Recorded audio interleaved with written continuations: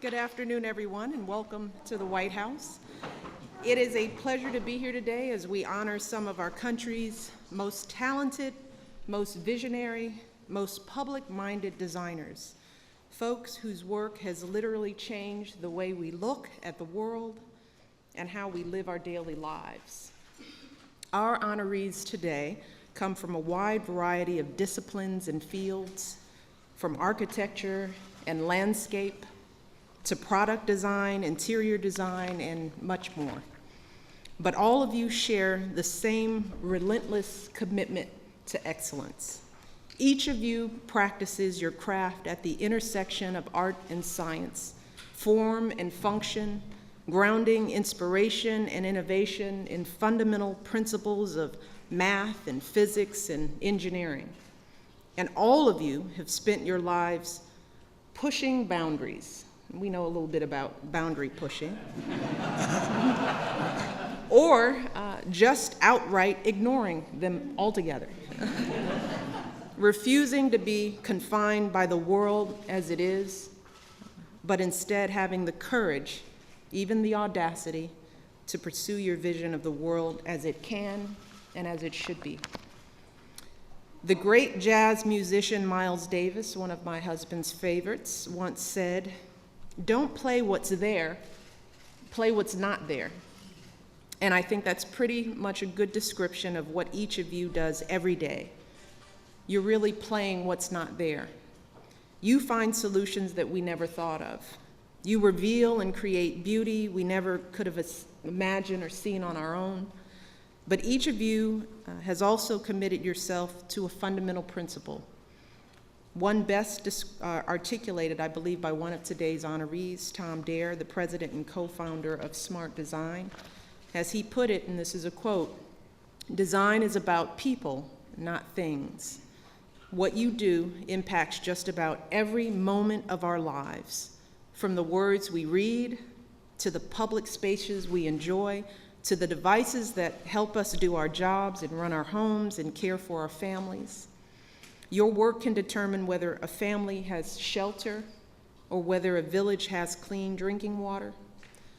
It can help fight disease, educate a child, and ensure we pass on cleaner, healthier world, planet to all our children and grandchildren. And your efforts grace our world with works of beauty that lift our spirits and stir our souls like nothing else can. But we honor you here today, not just for your creations and your innovations, but for the inspiration that all of you are providing to the next generation of creators and innovators and thinkers. And I know that just today, and I heard just a little bit, you guys did something amazing. You really raised the bar. And that's exactly what we were hoping you'd do. You took part in a teen design fair. It's really fabulous. I can't wait to hear more of the details.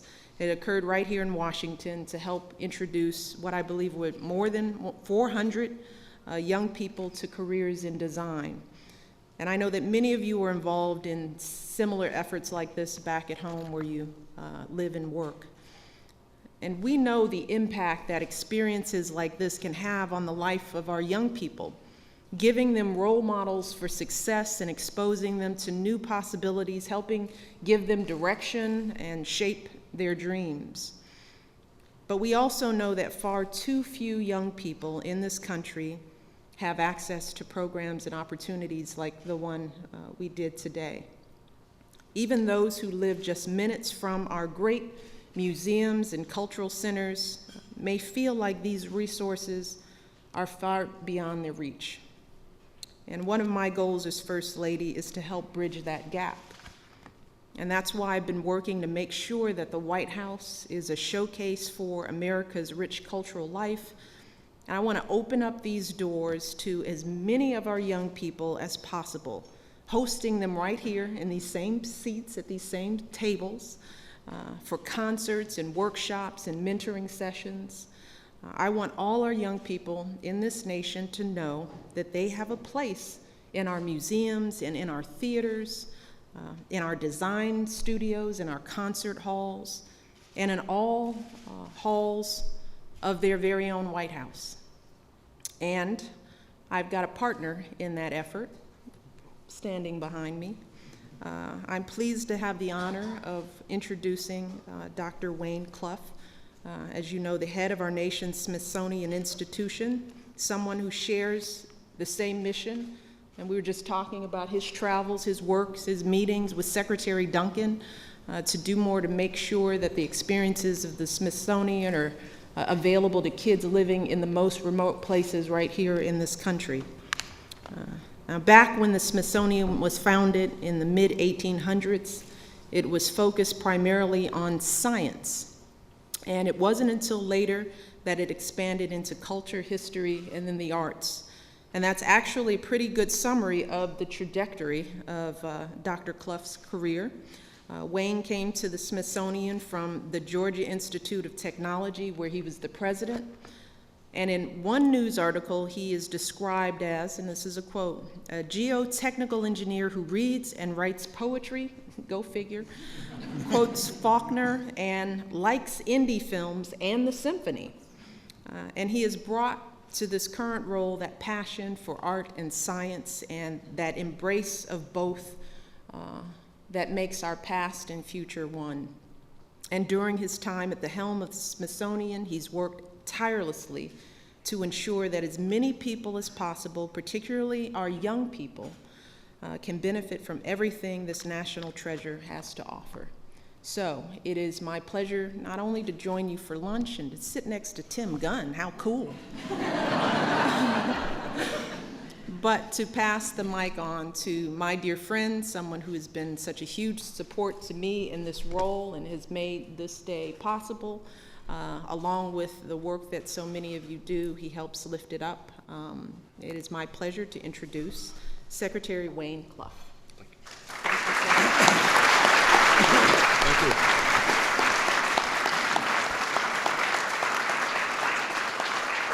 Thank you. Thank you, Mrs. Obama, for being so gracious a host for this wonderful event. I did mention to the First Lady that after this I have to leave a little early to go to give testimony about Smithsonian science, and they always prep me as to questions I might get, and someone said I might this time get a question about intelligent design. And I said, wow, I'm really prepared for that one today. Well, our honorees, of course, are going to remember this day always in their history. It's a wonderful chance to come and spend time in the White House with the First Lady and all these creative people who are here. And courtesy of the Cooper Hewitt's National Design Museum, whose mission it is to explore the impact of design on our daily life and advance the public's understanding of the critical role of design in all of our lives. We do this through our collections, our exhibitions, our education and online programs, and the great people of the Smithsonian. The National Design Awards demonstrate and celebrate how creative design affects the quality of our life, our economy, and our environment, and it continues to grow in time. This year, we mark the 11th anniversary of the awards program, a milestone which will be celebrated on October 14th at a gala ceremony in New York City. Now, in conjunction with the awards, the Cooper Hewitt encourages the public to participate through the online People's Design Award, which is now in its 4th year. The winner of that competition will be announced at this year's gala in New York. The 2009 winner was the Trek Lime Bike Corporation, and representing the corporation today is the Creative Design Director, Eric Lynn. Eric, congratulations. This morning, Cooper Hewitt, as the First Lady mentioned, held its first ever DC-based teen design fair, and some 400 young people took part and hopefully will consider careers in design themselves in the future. I know the folks who attended that event told me it was fantastic. We expect them someday maybe to be here in the White House and be award winners themselves. And if that happens, we can thank people who've helped us along the way. We begin with Target. And Michael, we thank you for everything Target has done for the Smithsonian, and particularly for the Cooper Hewitt and the design concepts that it represents and that Target supports so willingly and well. And Target gives generously, as you may know, 5% of its income to all kinds of charitable causes, equaling more than $3 million every week. We also thank Bloomberg and P&G for supporting the National Design Awards, and Fast Company and New York Magazine and their media sponsorship of the National Design Week and the National Design Awards. So today, we celebrate the achievements of another group of extraordinary designers in a variety of fields. The Smithsonian itself is very fortunate to have an extraordinary director at the Cooper Hewitt, a creative innovator in his own right, Bill Moggridge. And 1 year ago today, Bill Moggridge was here at this ceremony because he received the Lifetime Design Award. And we thought, wouldn't it be nice to hire Bill Moggridge to be head of the museum? And we were lucky to do that. So Bill, it's all yours. Thank you.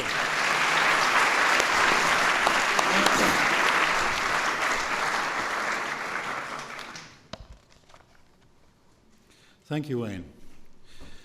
So please hold your applause until the end because we want to move along pretty sharply here. The Lifetime Achievement Award is given to a distinguished individual who has made a lasting contributions to design practice. The winner is Jane Thompson. Jane is an editor, designer, and planner who for 6 decades has explored how design relates to all of us. She is the founding editor of ID magazine and a central critical voice for and about design. Thank you, Jane.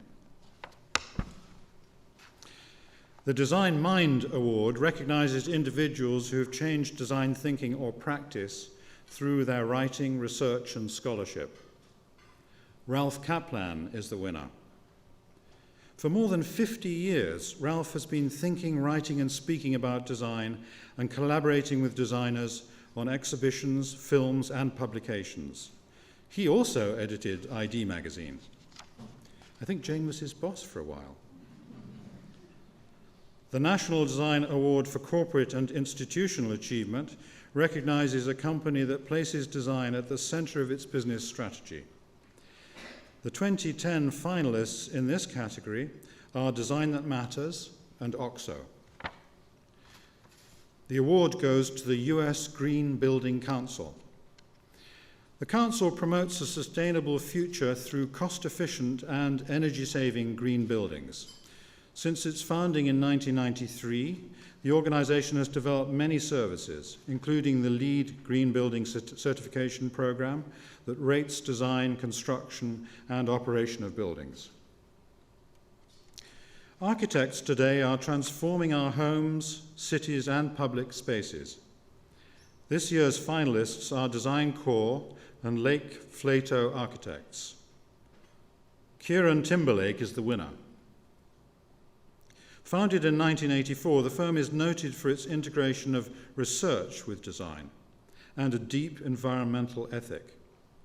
They design for clients in the arts, public institutions, and private residences, and will design the new US Embassy in London. Designers continually refine and reinvent the way we exchange ideas and information. The finalists for communication design are John Jay and Myra Kalman. Stephen Doyle is this year's winner. Stephen gives words a deeper meaning in graphic form, resulting in an intelligent, provocative body of work. His clients include the New York Times, AIGA, Vanity Fair magazine, and the publisher Alfred A. Knopf. He has helped to brand Martha Stewart and given a new identity to Barnes & Noble.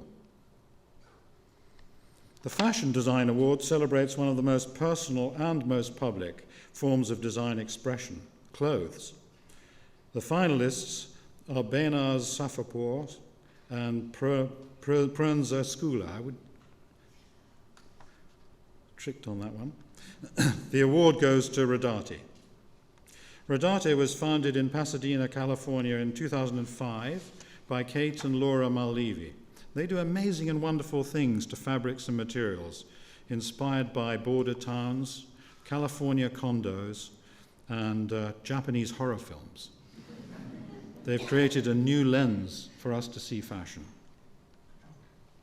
The Interaction Design Award is given for digital technology, and the finalists are Local Projects and Potion. The winner is Lisa Strausfeld. Lisa is an expert at visualizing information. She combines virtual and physical space to communicate content. And she's earned many design awards, including one for Sugar, the graphical user interface for the One Laptop Per Child project. The finalists for the award in interior design are Aidelin Darling Design and Clive Wilkinson Architects. William Sofield wins. Bill is known for his unique take on modernism. His holistic approach is grounded on craft and materials, creating highly original and welcoming spaces. Some of his projects are retail boutiques for Tom Ford, Bottega Veneta, Yves Saint Laurent, and Gucci, as well as for the Soho Grand Hotel in New York. The landscape design category recognizes excellence in urban planning and the design of parks and gardens. Our finalists are Andrea Cochran, Landscape Architecture, and Stoss, Landscape Urbanism. James Corner, Field Operations, is our winner. James established the firm in 1998. The practice includes diverse projects in landscape architecture and urban design. Among their work is the High Line in New York City, the pool decks and gardens of City Center in Las Vegas, and Fresh Kills Park on Staten Island. Product designers create the things that we encounter in our lives. The finalists are Continuum and Frog Design. Smart Design gets the award. Davin Stowell and Tom Dare founded Smart Design in 1980. They are a multidisciplinary design consultancy responsible for designing the OXO Good Grips kitchen tools, the Smart Gauge instrument cluster for the Ford Fusion Hybrid, the New York Taxi graphics, and medical devices for UCB. So please join me now in congratulating all of this year's winners and finalists.